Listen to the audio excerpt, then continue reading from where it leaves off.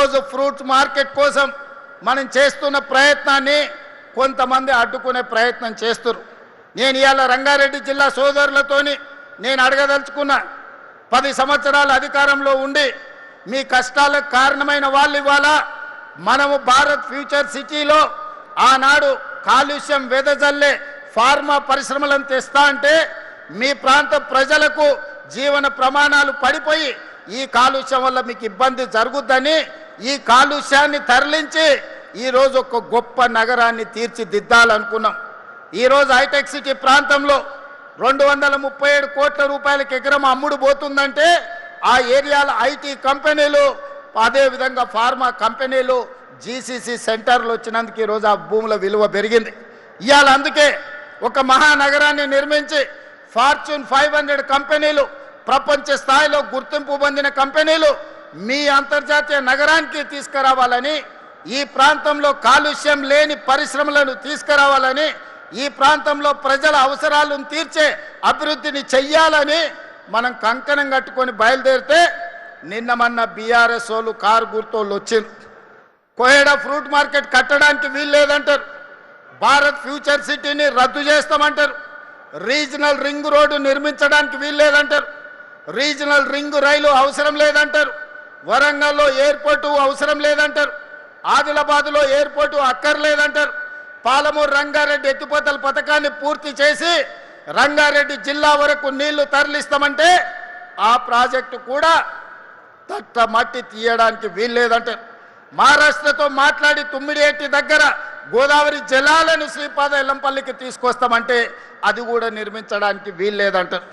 ఇవాళ నేను అడుగుతున్న మిత్రులారా, ఆ 10 ఏళ్ళు మనం కొట్లానం ఫ్రూట్ మార్కెట్ కట్టమని, పరిశ్రమలో కాలుష్యాన్ని వెదజల్లే వాటిని తరలించమని, రీజనల్ రింగ్ రోడ్డు కావాలని, వరంగల్ ఎయిర్పోర్ట్ కావాలని, ఆదిలాబాద్ ఎయిర్పోర్ట్ కావాలని, అభివృద్ధి చేయమని ఆనాడు మనం రోడ్డు ఎక్కితే ఈనాడు ఈ అష్ట దరిద్రులు మనం ఏం అభివృద్ధి చేస్తామన్నా అడ్డుకుంటామని రోడ్ల మీదకి వచ్చి ధర్నాలు రాస్తా రోకోలు చేస్తున్నారు. మీరు ఆలోచన చేయండి, ఇట్లనే అభివృద్ధి నిరోధకులుగా మారితే ఈనాడు ప్రతిపక్ష హోదా ఉన్నది, రేపు రాబోయే రోజుల్లో ప్రతిపక్ష హోదా కాదు కదా, కారు ఎక్కడానికి కాదు కారును దొబ్బడానికి కూడా మనిషి దొరకడు. అనుం చెడి మీరు అక్కడెక్కడనో కార్ఖానాలో పోయి కారును టైర్లు లేని కార్లు మనం చూస్తాం. మనం అఫ్జల్గంజ్ ఏరియాలో పోతే అంబాసిడర్ కార్లు ఉంటాయి, దాంట్లో టైర్లు ఉండవు, రాళ్ళు పెట్టి కారు నిలబెట్టి ఉంటుంది. మీ అంబాసిడర్ కారు కూడా ఫామ్ హౌస్లాగా పరిస్థితి వస్తుంది. అందుకే మిత్రులారా, ఇవాళ మీ అందరి సహకారంతో మీరందరూ కలిసి వచ్చినందుకు ధైర్యంగా ఈరోజు ఈ ఫ్రూట్ మార్కెట్ను ఈరోజు ప్రారంభించుకుంటున్నాం. ఇంతకుముందే తుమ్మల నాగేశ్వరరావు గారికి సూచన చేసిన, ఇవాళ అక్కడ నీడ లేకుండా వాన వచ్చినా గాలి వచ్చినా ఎండకెండి వానకు తడిసి అక్కడ అమ్ముకుంటున్న కూరగాయలు కానీ రైతులు కానీ అక్కడ ఉండే మధ్యవర్తులు కానీ ఈరోజు ఎన్నో ఇబ్బందులు ఎదుర్కొంటున్నారు. 6 నెలలు ఇక్కడ రాత్రి పగళ్ళు పని చేపించి డిసెంబర్ నుంచే ఈ ప్రాంతంలో కూరగాయలు పండ్లు అమ్ముకునే విధంగా ఇక్కడ పనులను ప్రారంభించాలి.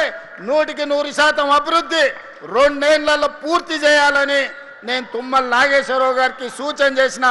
తుమ్మల గారికి వేదిక మీద నుంచి నేను మాట ఇస్తున్నా, మీకు నిధులకు ఒక్క రోజు కూడా ఆలస్యం చేయకుండా 2400 కోట్ల రూపాయలు మీకు గ్రీన్ ఛానల్లో మీకు విడుదల చేయించే పూచి నాది. మరి పనులు నిర్మాణం చేయించుకునే బాధ్యత మీది, మల్రెడ్డి రంగారెడ్డి గారిది, శ్రీధర్ బాబుది. కేసీఆర్ కుర్చేసుకొని కూర్చొని పాలమూరు రంగారెడ్డి ఎత్తిపోతల కడతా అన్నాడు, కానీ ఎన్నికైన తర్వాత మందేసుకొని ఫామ్ హౌస్లో వండుకున్నాడు. ఆయన లాక కాకుండా తుమ్మల నాగేశ్వరరావు గారికి శ్రీధర్ బాబు గారికి మీరీడ కుర్చేసుకొని కూర్చొని ఈ ఫ్రూట్ మార్కెట్ను డిసెంబర్లో పనులు ప్రారంభించే విధంగా మీరు అభివృద్ధి కోసం రోజుకి 24 గంటలు పనులు చేయించండి. మీకు అవసరమైన నిధులను ఏర్పాటు చేసే బాధ్యత నేను తీసుకుంటా. అదేవిధంగా